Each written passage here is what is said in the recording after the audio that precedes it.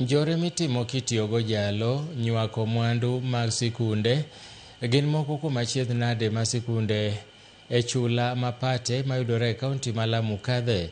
Maeri oyangi ni timore ni mar sikunde onge chiel mamiyo kiew mopogi e kuonde mamoko. Wabiro kelo ni lipot makamano mar sigana noero e seche mabiro. Kawadhi nyime ni Doho mamalo ma Naivasha kuom kinde ogolo chik mar mako jo-Kenya moko modak e piny Amerika miyalo buchgi e wi temo nego ji 5 mawuok e familia margi.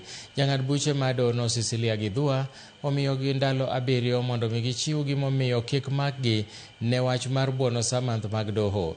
Ji 2 go magin ng'ato gi min ode kanyakla kod wuon dichuo mitudo gi pango nego ji 5 ma familia magi omiyo Doho miyo jamin bura ndalo 21 kapok odoko winj burano kendo tarik 29 madweni. Commissioned on the 29th of July, Judge. It is convenient. Is it convenient? Yes. It is convenient. Confirm compliance and further orders.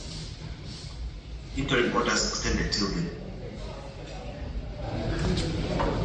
Yes, the interim orders issued on the 22nd of June to be extended to the mentioned date.